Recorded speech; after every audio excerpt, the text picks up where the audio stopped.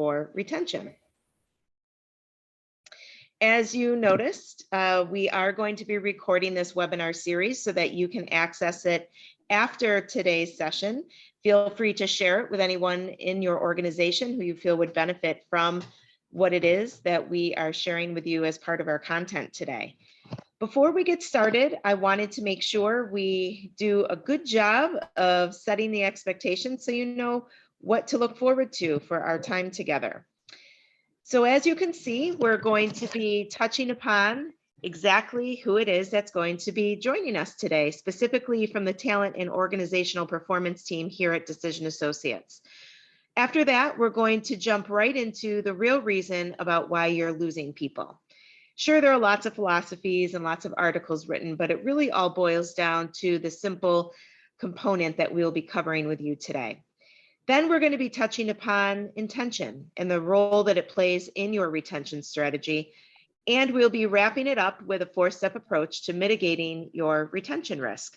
For those of you who've been with us for the first two sessions, you know that we are highly interactive, and not only do we encourage, but we open the floor regularly for your participation, questions, and idea sharing. So we definitely don't want you to feel as though you have to hold all of it till the end, but certainly as we do wrap up, you will have an opportunity to ask any final questions.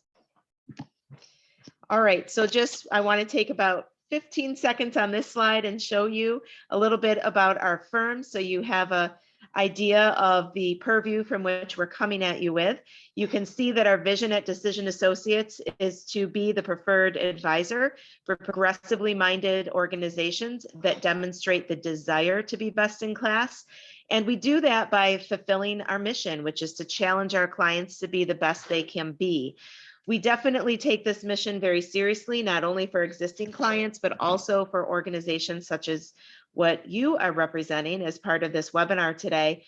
We want to give you as much information and knowledge that we can share, and also open the floor for as much knowledge sharing amongst peers so that you can be the best that you can possibly be. All right, so here's a little bit about me. Again, for those of you who've already been a part of these webinar series offerings for the first 2 sessions, you already know a little bit about me, but if you want to know my professional background, you can see all of that to your right.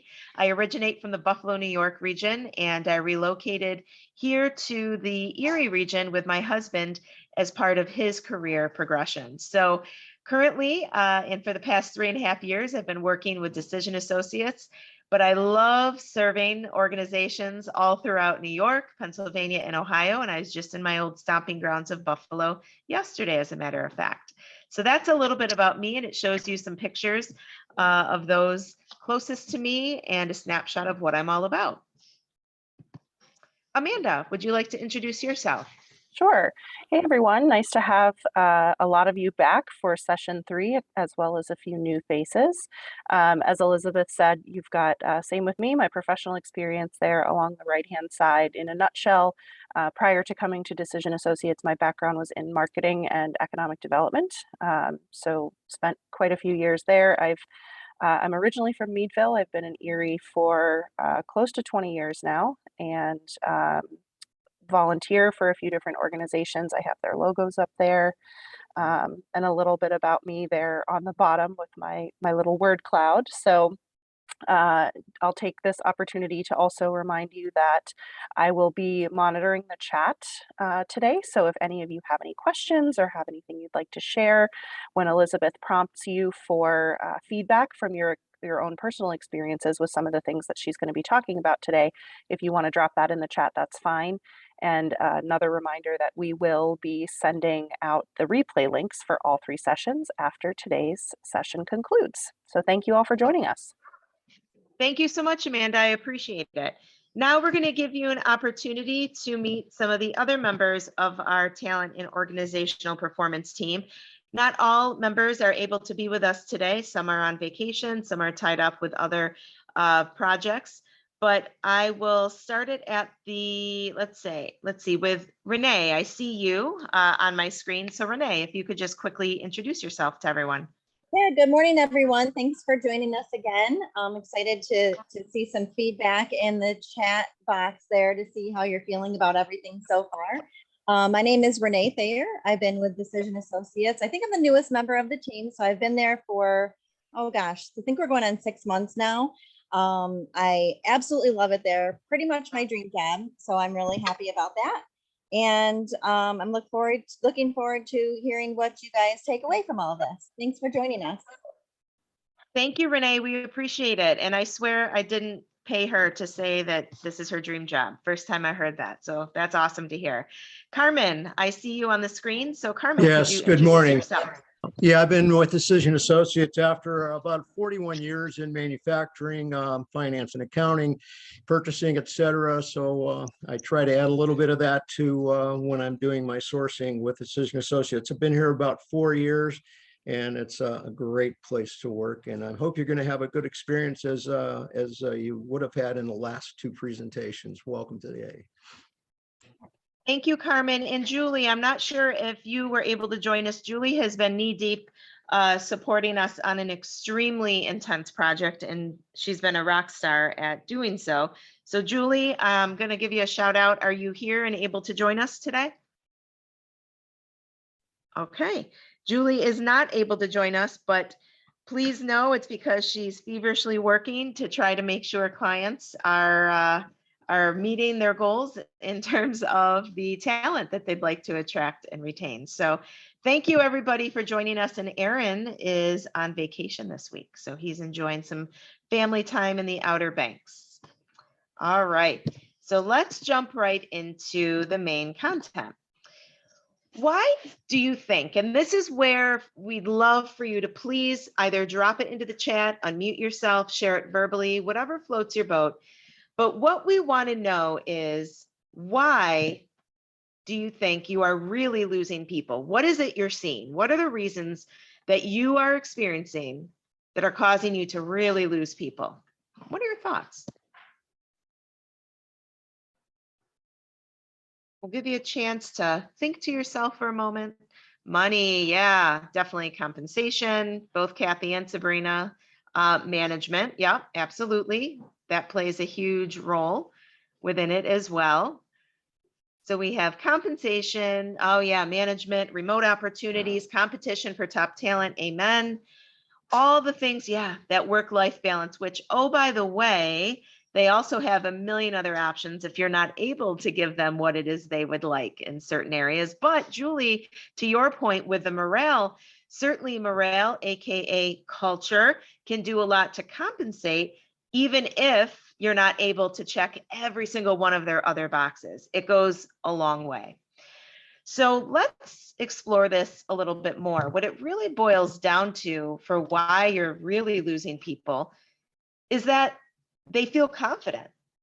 They're confident enough to quit the jobs they hate and hop to something else. And really what they're telling you, right, is I can do better. I can do better than this. I can do better than what you are able to offer me. The next question that I would like to throw out there, for those of you, and chances are it's pretty much everyone on this call, that's why you're joining us. For those of you who have experienced a loss of talent, please drop it in the chat box or unmute yourself and share with us, at what tenure are you noticing people are leaving? In other words, are you noticing it's people within the first 6 months, primarily the first year, long timers, somewhere in the middle? What trends are you noticing within your organization in terms of tenure when the people are leaving you and saying, I can do better than this? Okay, so yeah. So Kathy, so recently you had both ends of the spectrum, right? Someone who'd been there for 20 years, someone who'd been there for 2 years. Absolutely. What else are you seeing out there, everyone? Okay, Lisa, mostly under a year, within 1 to 2 years, first 6 months, 1 to 3 years, less than a year. Yeah. So a lot of you are experiencing loss, earlier on in the tenure. By and large, to Julie's point, long timers are staying. But this is really all about figuring out what to do not to lose, right? And I also want to point something else out before we talk about intention and the role that it plays in helping you to retain. And that is, I would encourage you not to assume that all loss of employees is bad loss. Whenever I've served in an HR executive capacity prior to, morphing my career into becoming a consultant to help multiple organizations, I would track not just turnover, but turnover in lots of different veins. And certainly I believe, yes, we did. We sent, Amanda, correct me if I'm wrong, some key metrics to track after last week's session. I believe several of them Yes. were turnover metrics. Is that correct, Amanda? Yes. Okay, so one of the things that I would encourage you to look at is tracking regrettable losses. So I like to always look for a silver lining, right? It drives my daughter nuts, for example. She always says, gosh, you're such an optimist. It's annoying sometimes. Well, I'm trying to find a silver lining in this crazy market we're seeing in the competition for talent. And one of those silver linings would be you have an opportunity to purge talent that you didn't really feel so sad to see go, right?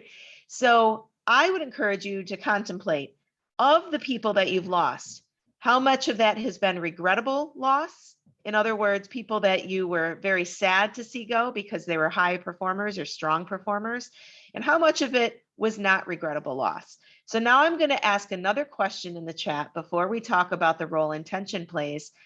And I'd love to hear from you. For those of you who've lost people, what percentage of the loss would you say were regrettable losses? In other words, how many of those were high performers, people that you were sad to see go? So drop that in the chat. How much of the turnover that you've experienced? Okay, so 10% regrettable, 100% regrettable loss. Ooh, Stephanie, 10%, Danielle. Okay, all right. So you haven't had a regrettable loss, okay. So that's okay, Kathy, that's okay.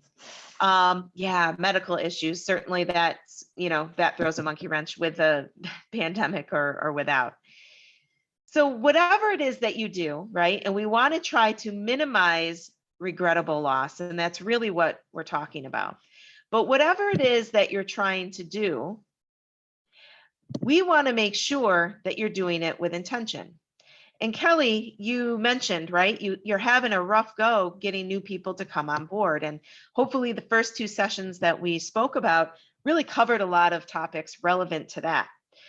But let's talk about the role intention plays in keeping the people that you don't want to lose. And I have some things up here that I want you to think about, right? It's all about intention. Intention in the way that you communicate, in what you communicate, how frequently you communicate, intention in the way that you go about onboarding, but even before that, pre-boarding, intention in the way that you establish and nurture relationships, not only with the person that you want to keep there, but also with the people that maybe you don't think are at risk of leaving. You want to be intentional in how you mentor. It's all about intention. And when we think about the definition of intention, before I ask you for your inputs about what other areas it's so crucial to be intentional, I want to share with you a definition of intention, right? So intentional, it's all about performance with awareness. It's deliberate, it's conscious, and it's done on purpose. And we know, right, that really approaching retention in a strategic way will yield results. So I'm going to toggle back to the previous screen. And, as you think about your answer to what other areas we need to be mindful of when it comes to being intentional in how we interact with candidates or existing employees so that we can make sure that our retention risks are low, I would love to open it up to Amanda, actually. And Amanda, what thoughts, you can pick a category, just like Jeopardy, pick a category that appears on the screen. And what thoughts or words of wisdom do you have to share about the role that you have seen intention play in leading to success with the searches that you have been a part of? I think for me, excuse me, my focus would be communication cadence. So this is something that we at Decision Associates have actually been working on even over just the past year.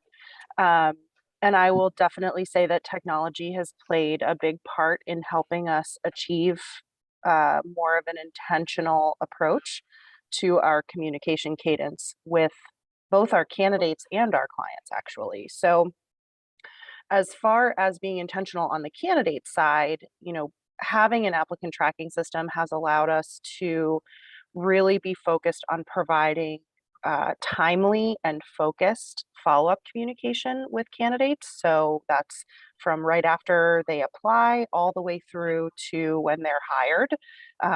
We try to not let them go more than 24 hours without hearing from us after they've gone through a particular step of the process.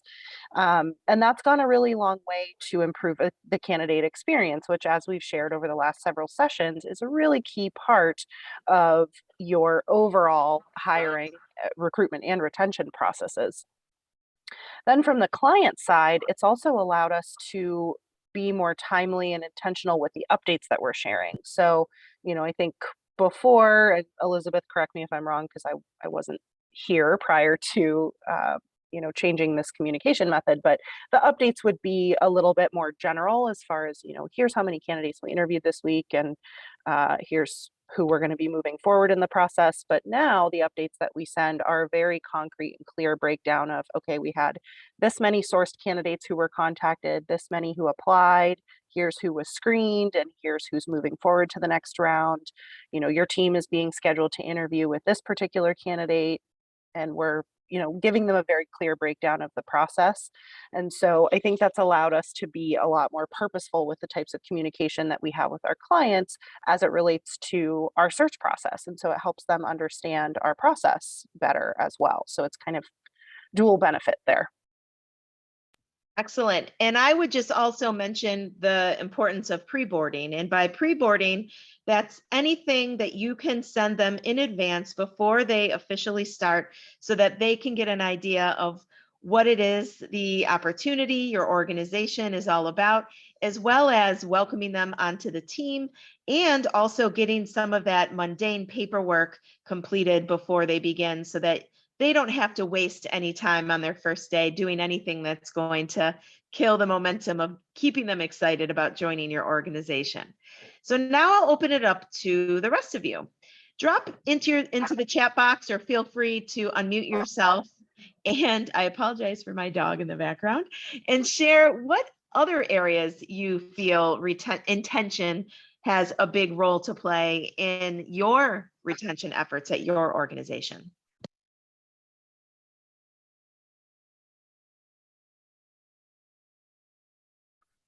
Sorry about that. So that's okay, Amanda. So, Amanda, why don't you just give one example of pre-boarding, something that you experienced actually before you came to Decision Associates, if you don't mind. Yep. So before I started here at Decision Associates, Elizabeth and I jumped on a call together, and she kind of gave me a more in-depth rundown of my position, my responsibilities, Decision Associates as a whole. So I got some of that through the interview process, but it was nice to have a more relaxed conversation where I didn't feel like I was hearing this, but also trying to collect my thoughts for answering interview questions. So it was nice to just have something that was focused on really orienting me to Decision Associates as a firm. And also because I was coming into a position that was unlike really anything I'd ever worked in before, really setting my expectations. And Elizabeth's probably laughing to herself right now. That's a huge, huge thing with me. I've mentioned it on these calls a couple of times, just setting and managing expectations. So, I had that whole process. She sent me a very thorough schedule for my first couple of days, so I knew exactly what I was going to be spending my time doing. She put together some lovely gifts to welcome me on my first day. So it was just a very warm, fuzzy experience, which I appreciated, but also there was no point where I felt like I was coming into a position where I didn't know what my job was going to be. I didn't know what my first day was going to be like. I had all the information I needed, and that provided so much peace of mind going into my first day and even first week. Excellent. And I will just mention, it goes a long way, even if you can do a little snooping around and research before the person starts to try to get a feel for what it is that they like.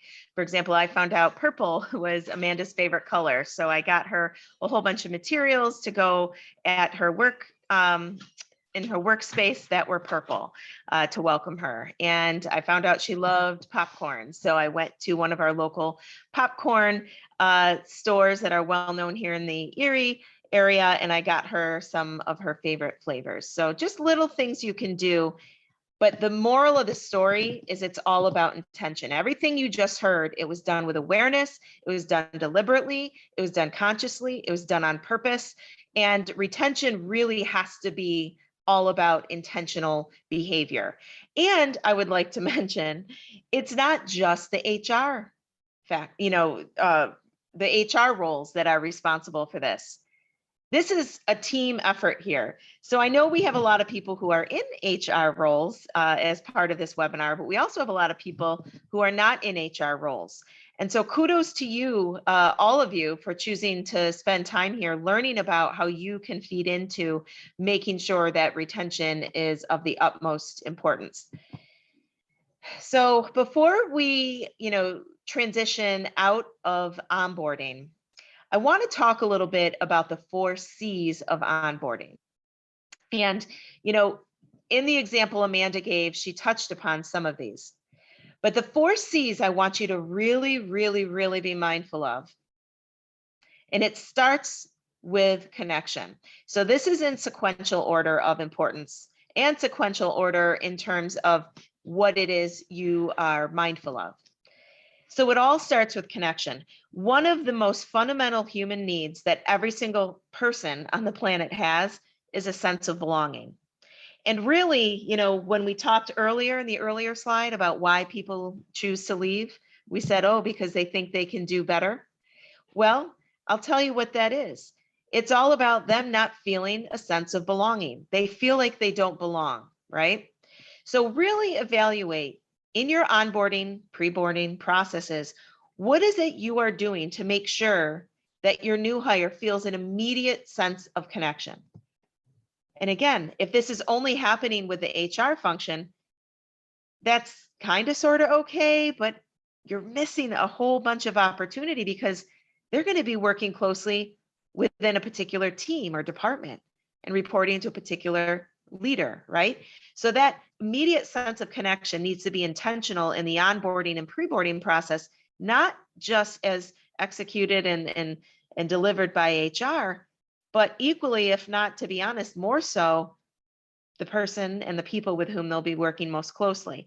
The second is culture. So what is it that you are doing in your pre-boarding and onboarding processes to really ensure that your new hire understands and is positioned to seamlessly embrace your culture? And then the third would be clarification. What is it that are the most crucial components of what they need to know in order to start contributing? Notice I emphasize the most crucial components because so often, right, we are guilty of sitting them down with a huge binder or watching a bunch of videos that someday eventually are going to be important, but they're not of immediate importance. And why is it that we sit them down to do all that? Well, because we've always done it, right? Sure, there are some, things that from a compliance perspective, especially if you're in a manufacturing or healthcare organization, that you have to make sure that you cover right up front, right? But really take a critical look at what it is you're doing and ask yourself, what is most critical for what they need to know in order to start contributing? And then, of course, as they continue on in their onboarding process, incrementally give them more information as they need to know it so that it makes sense and they have an appropriate context in which to process it. And then the fourth and final would be check-in. What is your method of checking in on your new hire? Really, your new hire is your precious investment. So I'd love to hear, and thank you, Sabrina, for sharing some insights about what you do from a pre-boarding perspective. But I'd love to know, how many of you have a regular, and again, drop it in the chat, unmute yourself, share it. But I want to know, how many of you have a regular check-in process throughout the course of their first week, their first 30 days, their first 60 days, their first 90 days, their first 6 months, their first year? I'm not talking about a performance review. Okay, so not talking about a probationary review. I'm talking about just checking in and having some two-way dialogue of how it's going. All right, Kathy, yeah, first week follow-up meeting, 1 month, and then 90-day, yep, plus a lunch. That's excellent. And Kathy, I'd be curious to know, is that something that HR does or something that the immediate manager participates or leads? So who else? Is there anyone else out there that has any sort of regular cadence of check-in other than a performance review, right? Okay, great. HR team reaching out. I love that. So a quick phone call to gain feedback. That's great. I would encourage you to also find a way, Emily, to see how you can involve frontline leaders, the immediate person to whom they're reporting, to be a part of that as well. At least at some steps along the way. And Kathy, so see, okay, so it's you who does the checking in, and for the lunch, you include the supervisor. All right, excellent. So I'm sure lots of others who are a part of today's webinar also have some things that you do to check in, but I would ask you and encourage you to take a critical look at your check-in process and ask yourself, what am I doing to make sure that it's not just HR doing it, but equally, if not more importantly, what is the immediate manager or the team members doing? All right, and Melody, 1 week, 30, 60, 90, mid-year, that's excellent, excellent. So checking in, that needs to be an important piece of it. One thing that we will definitely send you are some questions that you can ask. So as you know, after each of these webinars, we send a follow-up email with additional supplemental, resources that you can utilize. And one of those will be some sample questions you can ask. Kelly, you had a great question. You said, well, wait a minute. What do we do when, we have long-term employees saying, yeah, but you never did that for me? Well, when you know better, you do better, right? The worst thing we can do is not evolve or make a change because we're afraid of what will happen based upon not having done it in the past, right?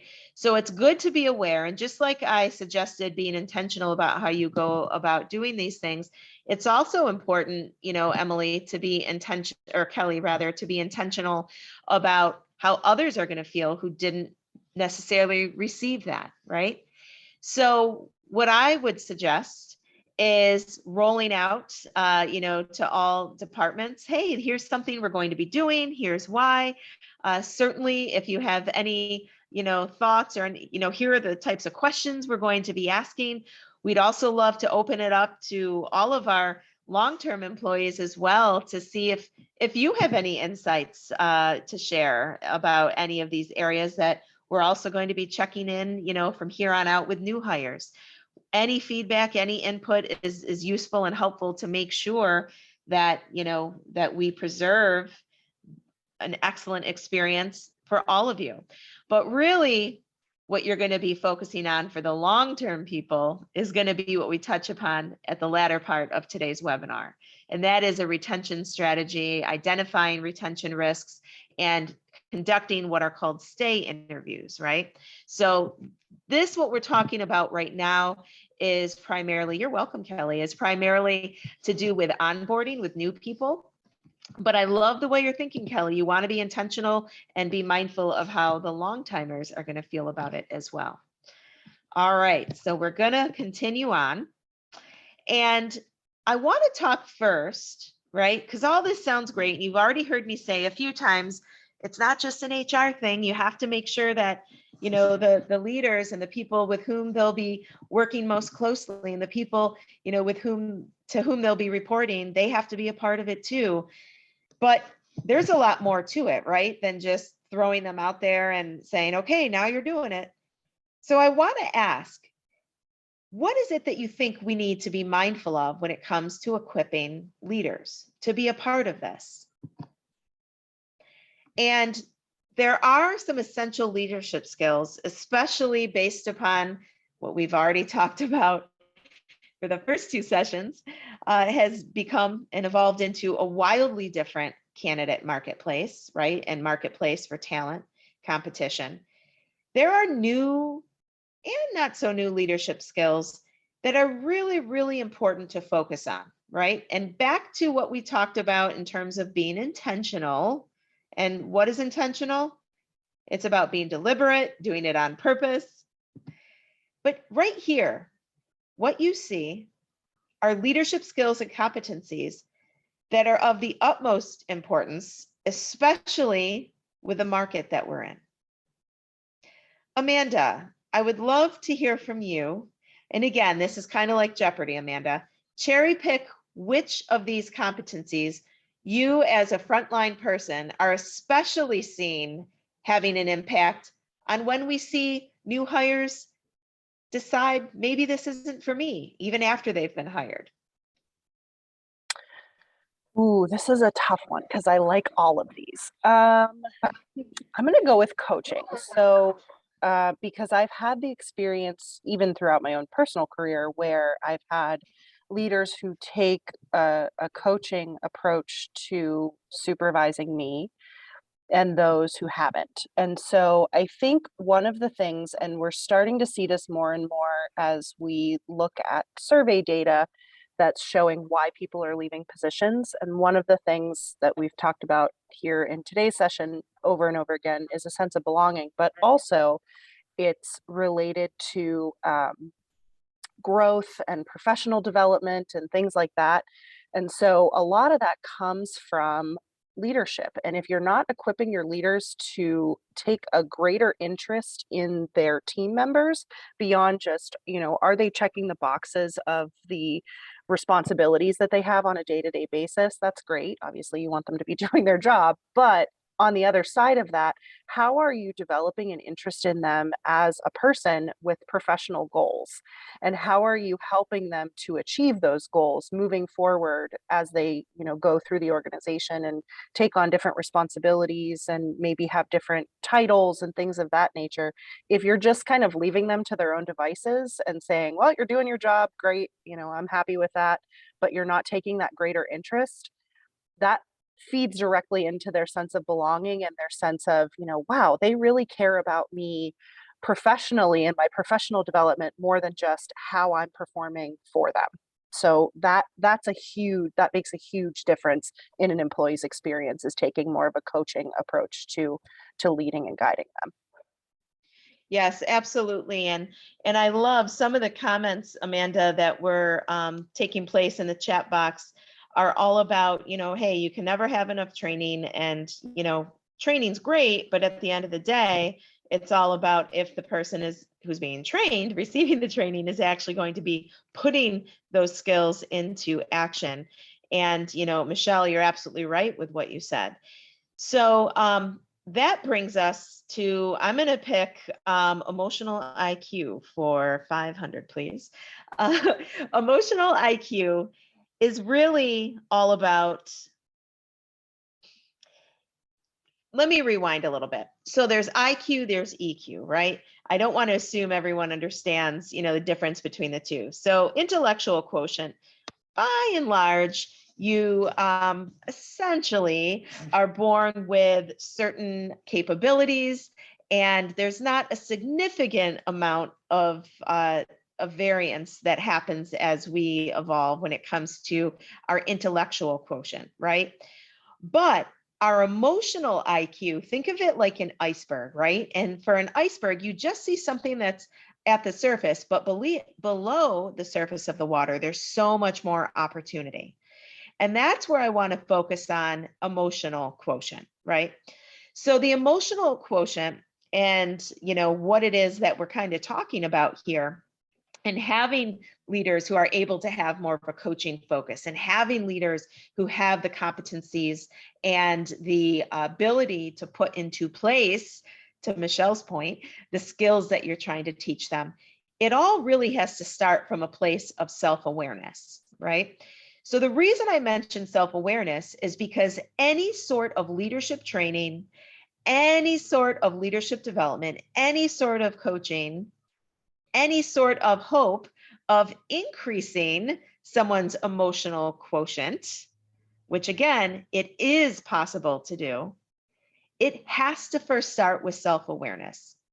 So if, for example, if any of you on today's webinar are just throwing people through leadership training, sending them to different external places to either go to an in-person training offering or webinars, or read a book, or watch this video, or follow this thought leader, you're going to walk away feeling pretty disappointed.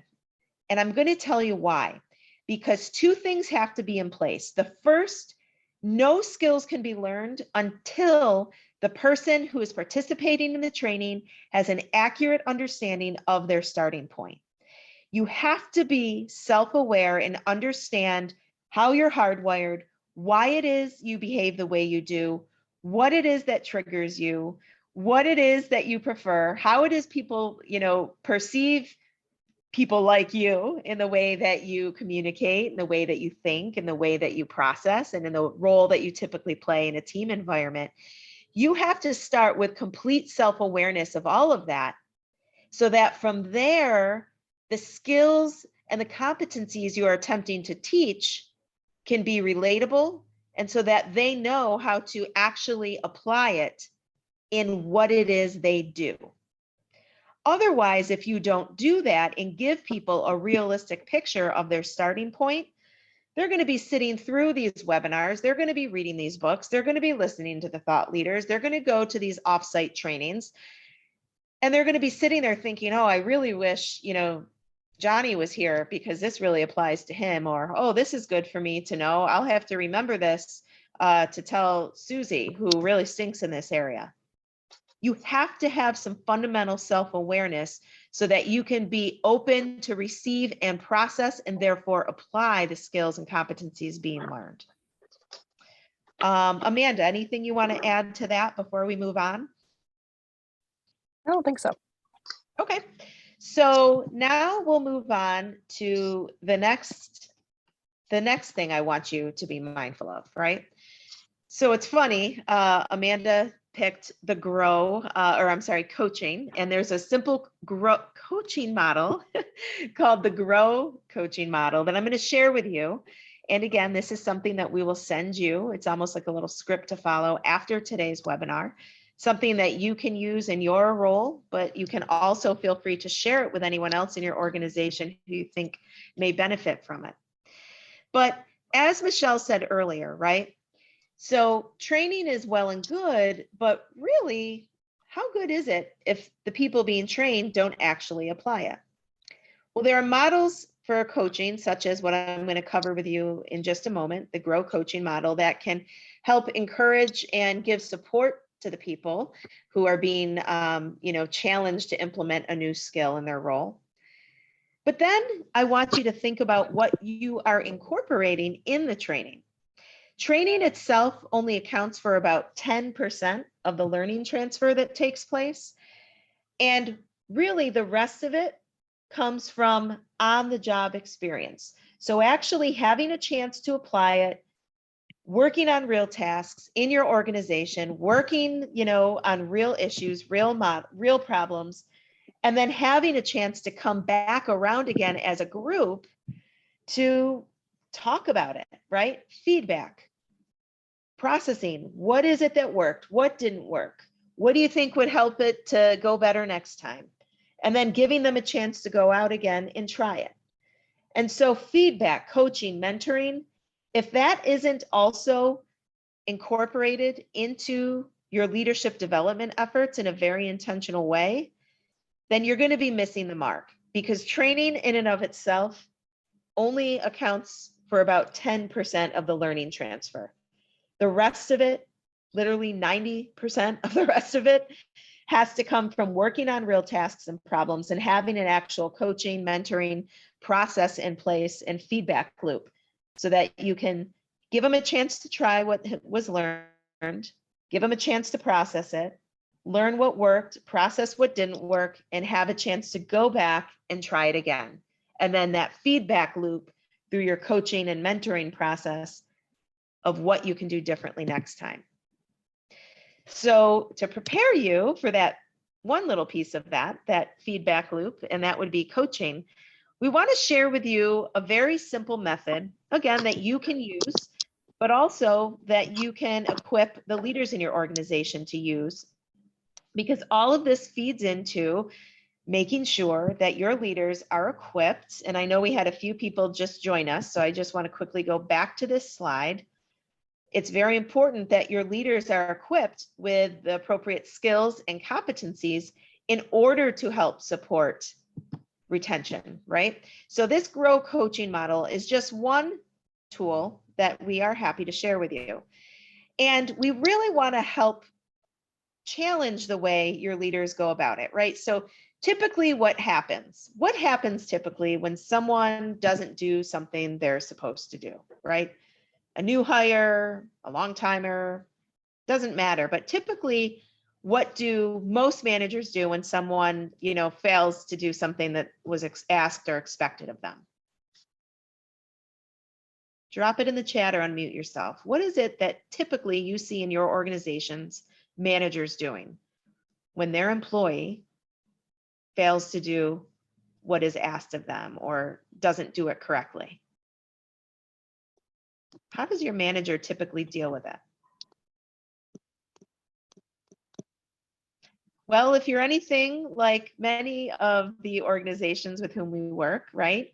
And there's no shame in this game, because when you know better, you do better. Like I said earlier, there are leaders in positions where they take a punitive approach, right? Well, let's put them on a performance improvement plan. Let's discipline them, right? But we want to really challenge you to take more of a coaching approach. Now, certainly there are some times where having more of a disciplinary, or I hate the word punitive approach is appropriate, such as an egregious act, right? An act of violence, God forbid, or someone, shows up to work and, or they steal something, right? So I'm not talking about things like that, but I'm talking about performance related issues. Those present an opportunity where your leadership and your organization can serve as a coach to help their employees make a better decision next time, learn a new skill, solve a problem that they're trying to work through, or really just generally otherwise progress, right? And so often when these opportunities present themselves, the managers that work in your organizations are sitting them down and they're saying, okay, here's what you need to do next. Here's what I need you to do next time. So there's no opportunity for them to really learn. There's no opportunity for them to really think critically. There's no opportunity for them to, demonstrate that they've got what it takes. So I want to share with you this Grow coaching model. And it's a very simple model, but it's a very powerful model when it comes to, really facilitating these discussions and these conversations. So if you look on the next slide, you'll see that GROW is an acronym. It stands for goal, reality, options, and way forward. So what I want to share with you as it pertains to this is an example of the types of questions that one would ask for the GROW coaching model, right?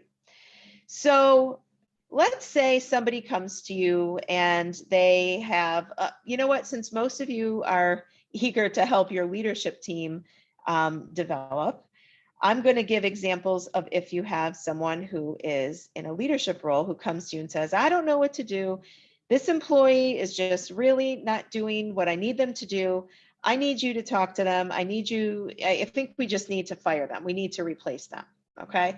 So how many of you have ever had managers come to you to say that? Anyone? Drop it in the chat box. Unmute yourself. Sure, a lot of us have, right? So what we want to help is help them to figure out, in this example, help them to figure out, okay, what can you do? What can you do to help? So if I had a manager come to me and say, okay, John isn't getting it done, he's really stinking it up, I think we just need to fire him. I'm going to say, I need you to handle that for me. So when I was a VP of HR, I would have managers come to me and say things like that. So instead of saying, okay, got it, I would say, okay, well, let's back it up a minute. What is the problem that you are trying to resolve, right? Well, I don't know. He comes to work late all the time. Half the time when he is here, he is not following through on things the way that we discussed. It's very, very frustrating. Okay. So, what do you think, then I would say as part of goal, right? What do you think we could work on that might make a big difference for him, right? So see, I'm getting the direct manager to think critically about what is it ultimately, big picture, what's the issue they're trying to resolve. So then once we get that established, then we transition to reality with the person, right? All right, so here's where you want to get to, right?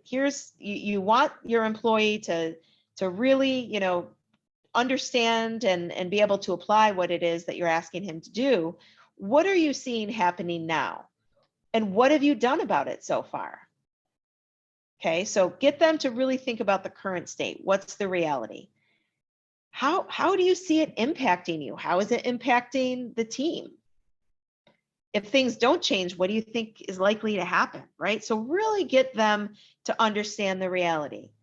What are some of the barriers that you are experiencing to improve this situation?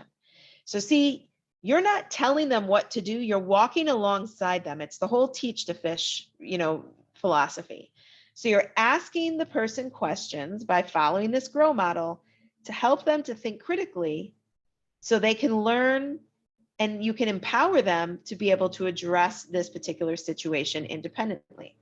So once you talk through the reality, then you talk through the options, right? Okay, so, what ideas do you have? Now we understand what you're working towards. We understand the confines of your current reality and what you're facing. What are some ideas you have?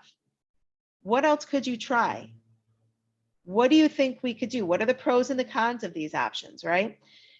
And maybe if the preferred option isn't available, help them by asking them to think through the next best option. So that's what you would cover for options. And then when we get to W, the way forward, you ask them, okay, so now we've talked about all this. What do you think is the next step? What is the smallest thing that you could do today to move forward? And what are you going to do? What support do you need? What is the best way for us to follow up on this and to actually establish a cadence to follow up? So again, we're going to share a template after this session, but what I just talked you through and demonstrated is the GROW coaching model. As you can see, once again, by following that GROW model, you are able to help your person, your leader, your team member, to solve problems, to make better decisions, to learn new skills, instead of telling them what they need to do, taking away the opportunity that they would have in order to think and think critically and demonstrate to you that they have what it takes, and help encourage them by developing them so that they can get that confidence. All right, Amanda, do you have any examples to share from your experience working with me? Because I definitely try to follow this model. I know I'm putting you on the spot, but sometimes a specific example can be helpful to people. Yeah, so I think a great example is the process that we're going through right now. I think I mentioned in a previous session that one of my goals for this year with Decision Associates is to hire and manage an intern to help market the talent and organizational performance practice services.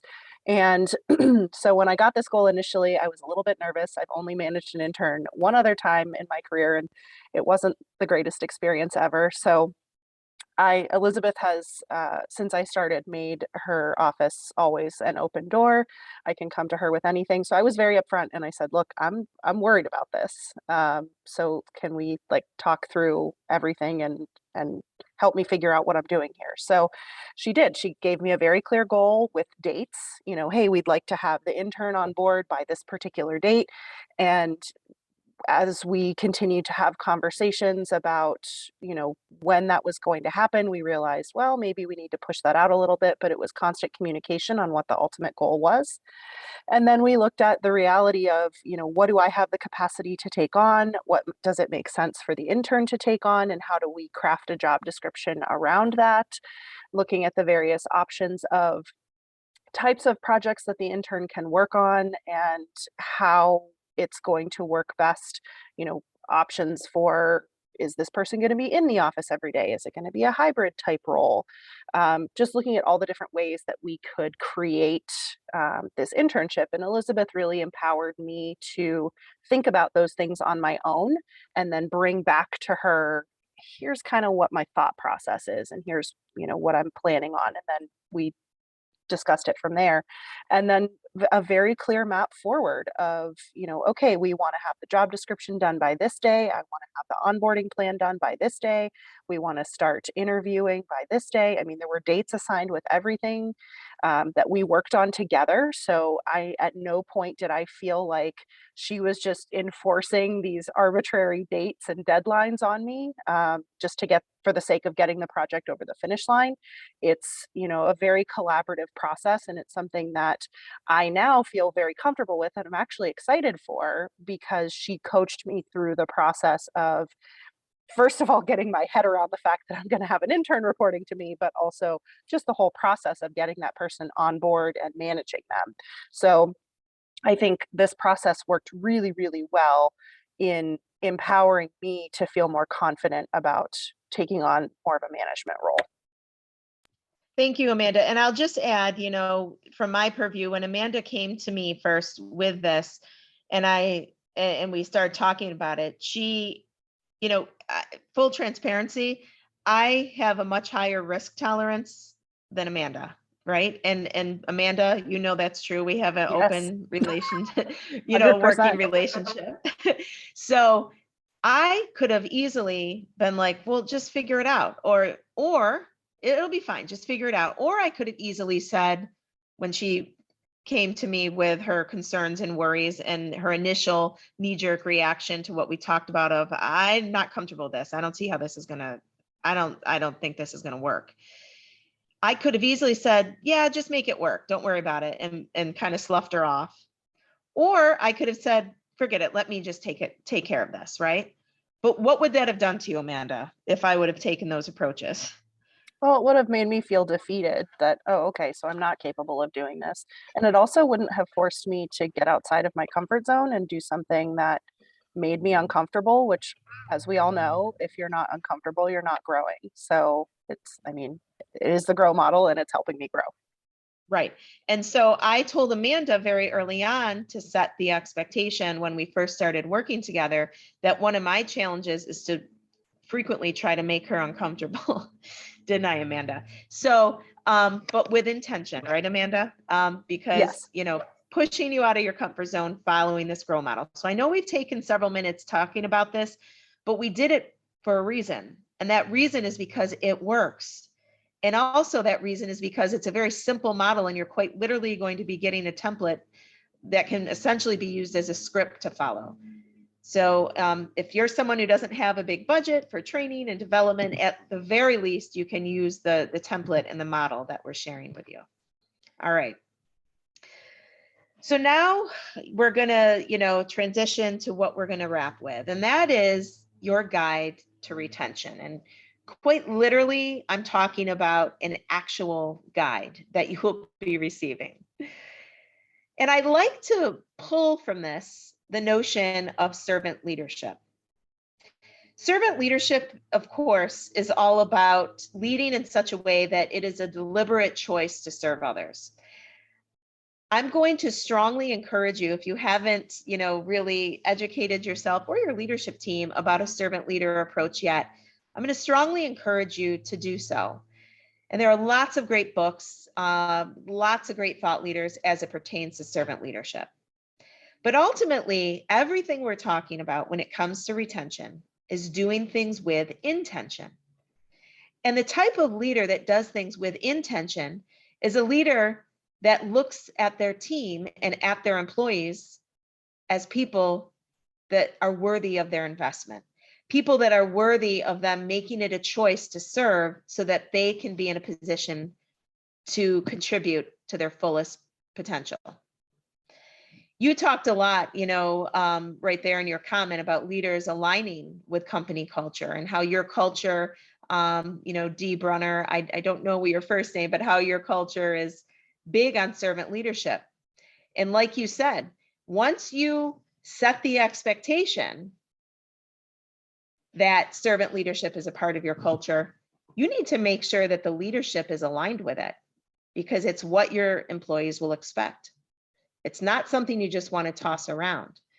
So the characteristics of servant leadership that the guide to retention that we will be sharing with you really touches upon the most would be listening, awareness, commitment to the growth of people, and building a community. Because what do you remember what I said earlier is one of the most innate human needs that every single person has, and one of the biggest reasons why people leave?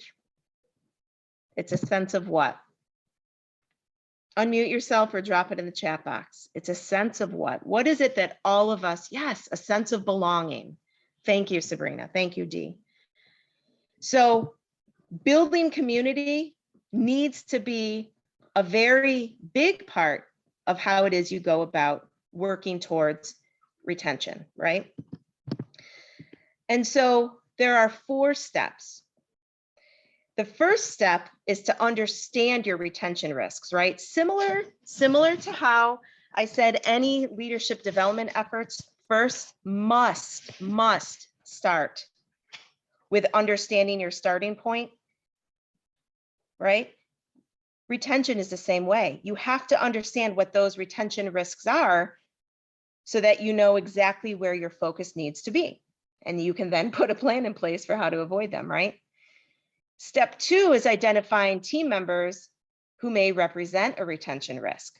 Okay, so now that we understand our retention risks, now let's really take a close look at who on our team might represent a retention risk.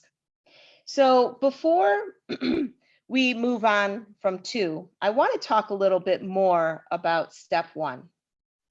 So for example, when we're talking about retention risks, you need to understand if you have a retention issue. So there are certain questions you want to ask yourself. And again, don't worry about feverishly taking notes because you're going to get a guide after today's. I just want you to be fully present listening with me right now. You want to ask yourself, first of all, what is your department's turnover? And I'm going to suggest if you have a turnover rate higher than 10% currently in your function, in your department, then you have a retention problem. If you're having a tough time attracting and maintaining diversity, you have a retention problem. If you have new employees leaving more frequently than longer tenured ones, you have a retention problem. Are you experiencing a very high rate of transfer to other departments? So if your department, let's say, has a 10 to 20% annual turnover of employees because they're looking to leave your function and move to other sites or other departments, you have a retention problem. Are you new in your role as a manager or supervisor? I'm going to suggest that if you have less than 1 year of experience, I'm going to suggest that you consider using this retention process to really help yourself to identify potential retention challenges, right? So that's what I'm talking about. It's those sorts of things that I'm talking about when I'm talking about understanding your retention risks. And then of course, right, is there a large number of employees eligible for retirement? You know, if 20 to 50% of your team members are eligible to retire within the next 5 years, you have a retention problem. So once you've done that, then it's all about identifying team members who may represent a retention risk. And I'm going to stop sharing for a quick moment because I want to pull something up on the screen for you to take a look at. So just give me one moment. For any of you, which is probably just about all of you who've ever used Zoom, you know, sometimes it can be a little bit quirky. So I'm going to pull this up and make sure that it can show. But I'm going to show you a little graph, a little chart that helps you to better identify, and here we go, I'm going to pull it up, that helps you to better identify employees. Tell me if you can see this. Can you see it? Give me a thumbs up or Yes. drop something in the chat, please. Okay. Employees who would represent a retention risk, right?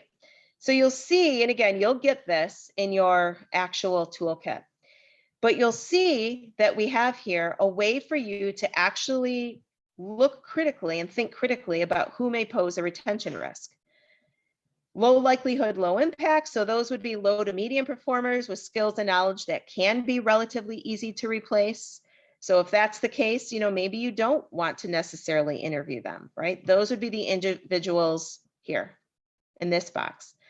Low likelihood, high impact. Those would be people with a unique skill set or a wealth of knowledge, right? That tribal knowledge that if they were to leave, it would have an impact. And so if you're kind of unsure of their intent, you're going to want to put those people here and you're going to want to conduct a retention interview. And then we take a look at high likelihood, low impact. So that would be people who want to advance their careers and they need to go outside of your unit, but they have the skills and knowledge that can be relatively easy to replace. So those would go here, right? Maybe there's no need for a retention interview unless you're looking to address other goals unique to your unit or your department or your organization, for example, diversity. So those people would be here. And then we have right here in box 4, high likelihood, high impact. So those would be employees with a unique skill set, a wealth of knowledge, top performers. They demonstrate the ability to move into leadership positions. So you're definitely going to want to conduct a retention interview with those individuals so you can make sure that you complete a job satisfaction and growth plan. So that's just an example when I'm talking about, you know, really evaluating your retention risk. That's an example of what I'm talking about. All right. I know it's a lot of information and thank you so much for joining us, but I want to make sure we have a chance to talk through the, come with me. I want to make sure you have a chance to talk through the remaining 2 steps. So step 3 is really all about preparing for and conducting the retention interviews. So it's going to be really important, right? You're going to want to allow 30 to 45 minutes for each interview, because when we're talking about retention interviews, essentially once you've determined who may be considering leaving, or if they were to leave, who would really, you know, it would be a big issue if they left, you want to prepare yourself for a face-to-face conversation, or I know in the, you know, the times we're living in, it might be a virtual conversation. But you really want to focus your conversation with these individuals so that you can make sure, you know, you cover information. And again, we'll give you a script to follow in this guide. But essentially, you want to have this time be time well spent for both you and your employee. Because these initial conversations, this retention interview conversation, it's intended not only to hopefully retain them, but to help you strengthen your relationship with them, right?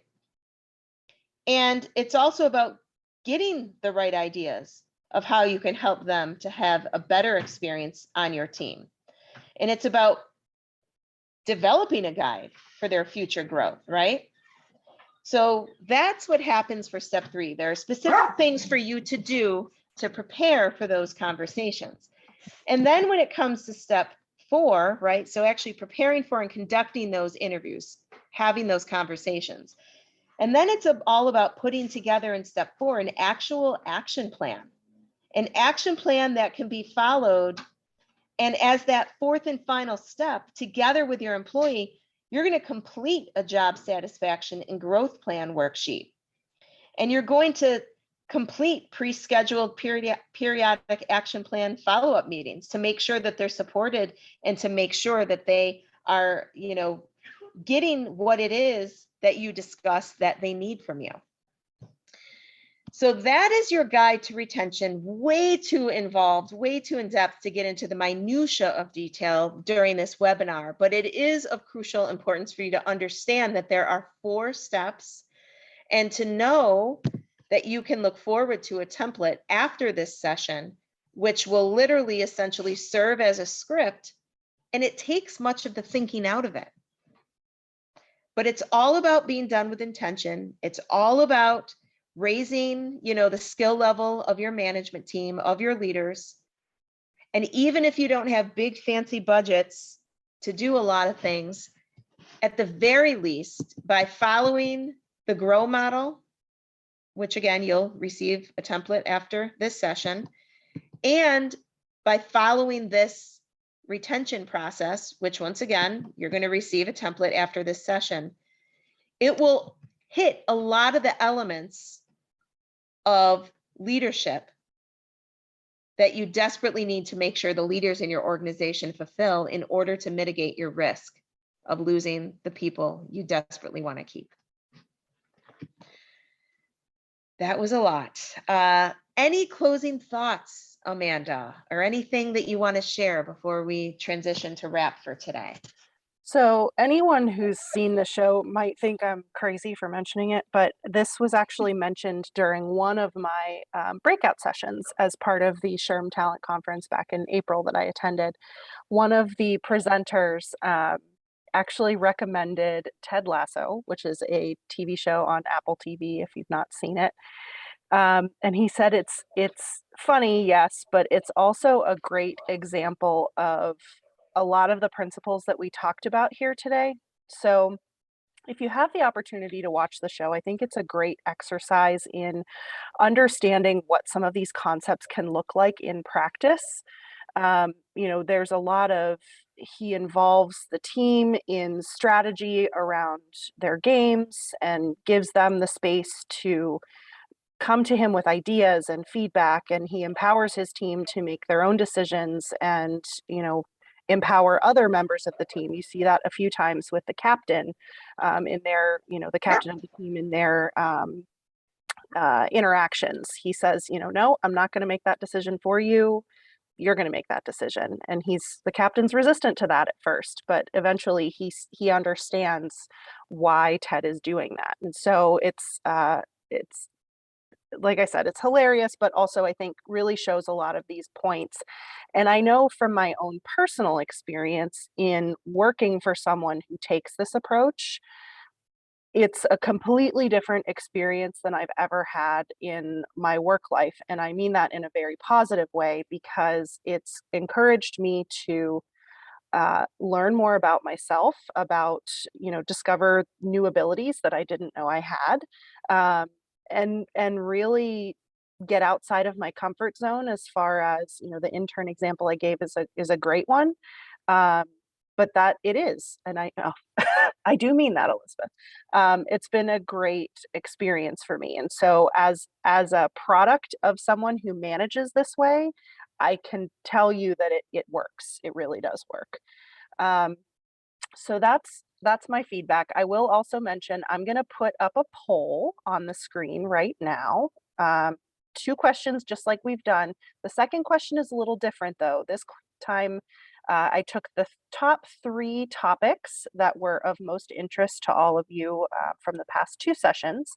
And if we were to offer a longer form workshop, whether that's a peer group, which would be a long-term, regularly meeting session on a particular topic, or even just another webinar series or something that's in between those 2 options, let us know which one of those. So before you were able to select more than one, this time we're asking you just to pick one of those topics that would be of most interest to you. So if you could please complete that poll, that would be great.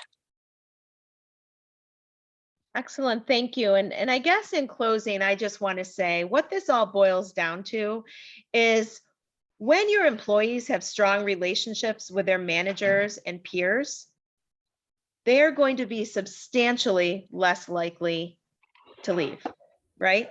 So quite literally, your employee satisfaction will increase exponentially when they feel that sense of belonging. And the grow coaching approach and the approach to retention that we're talking about, and really everything else in the first two sessions as well, has a very strong relationship-based methodology behind it.